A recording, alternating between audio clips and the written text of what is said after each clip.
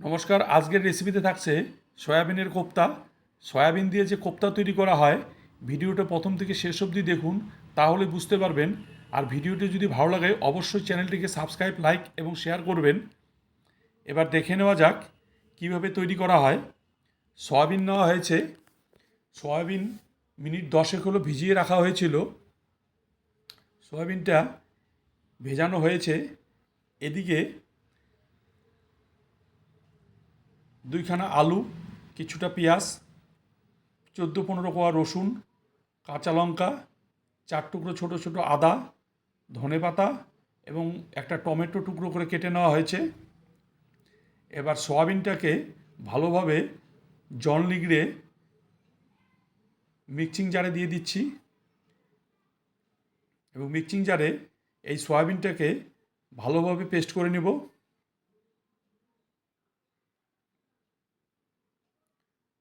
Paste করা হয়েছে।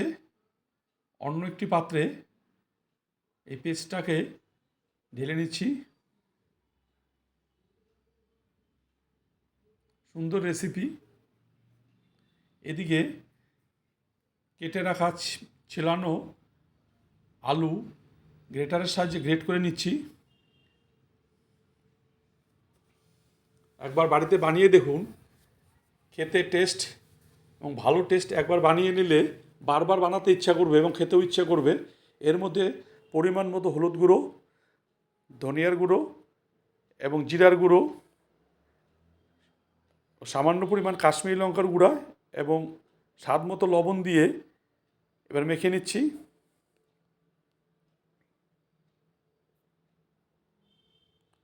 এর মধ্যে সয়াবিনের পরিমাণ অনুযায়ী বেসন দিয়ে দিলাম। এটাকে ভালোভাবে মেখে নিয়ে কোপ্তাগুলো তৈরি করে নেব। আমি এইভাবে কোপ্তাগুলো তৈরি করে নিচ্ছি।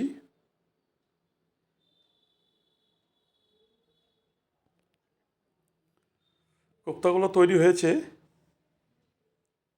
এখানে 14খানা কোপ্তা হয়েছে। এদিকে কেটে রাখা পেঁয়াজ, রসুন, আদা, কাঁচা লঙ্কা এবং টমেটো মিক্সিং জারে নিয়ে ভালোভাবে এটাকে পেস্ট করে নিব।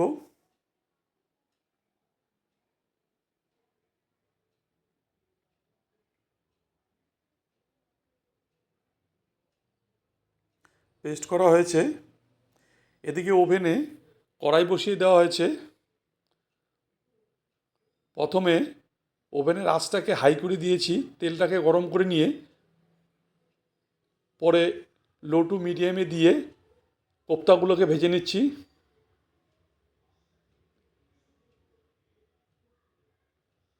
সুন্দর লাল করে ভেজে নিচ্ছি। এবার নামিয়ে নিচ্ছি।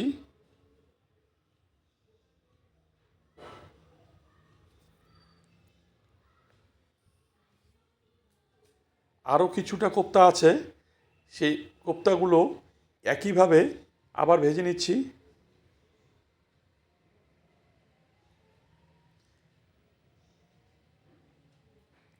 এদিকে ওই কড়াইতেই কিছু ফোড়ন দিয়ে দিচ্ছি। ফোড়নের মধ্যে একটা বড় এলাচ, দুটো ছোটো এলাচ এবং কিছু দারচিনি থেতো করে নেওয়া হয়েছে, এই ফোড়নটা দিয়ে দিয়েছি। এবার এর মধ্যে ওই পেস্ট করা পেঁয়াজ রসুন দিয়ে দিলাম। এর মধ্যে পরিমাণ মতো হলুদ গুঁড়ো, পরিমাণ মতো জিরার গুঁড়ো, পরিমাণ মতো কাশ্মীরি লঙ্কার গুঁড়া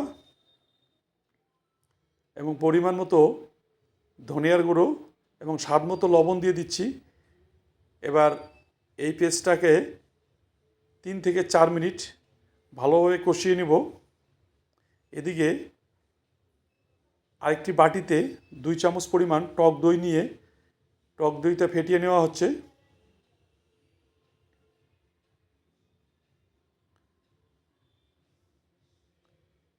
3 মিনিট হয়েছে।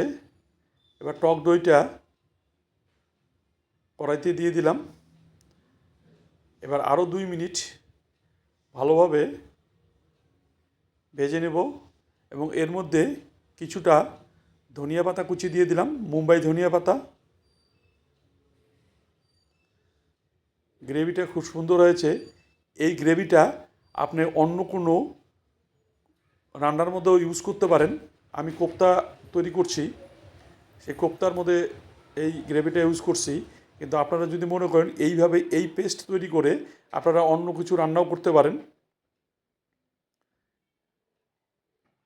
গ্রেভিটা বেশ ভালোই হয়েছে এবং তেল বেরিয়ে আসছে। এর মধ্যে পরিমাণ মতো জল দিয়ে দিচ্ছি। এই জলটাকে মিনিট 2 থেকে 3 ভালোভাবে ফুটিয়ে নিব। এর মধ্যে কোপ্তাগুলোকে দিয়ে দিলাম।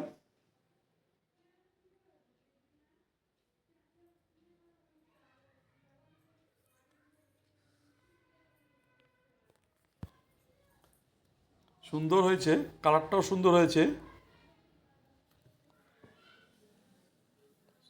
এর মধ্যে কিছুটা কসুরি মেথি দিয়ে দিচ্ছি।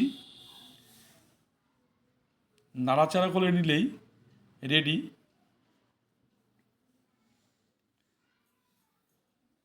ওভেনটা বন্ধ করে দিলাম। এবার এই কোপ্তাগুলো নামিয়ে নিচ্ছি। কম খরচে এবং কম সময়ে এই কোপ্তা বাড়িতে তৈরি করুন। খেতেও যেরকম টেস্ট, দেখতেও সেরকম সুন্দর হয়েছে। একবার বানিয়ে নিলে বারবার বানিয়ে খেতে ইচ্ছে করবে। সুন্দর এই সয়াবিনের কোপ্তা। ভিডিওটি সম্পূর্ণ দেখার জন্য সকলকে ধন্যবাদ।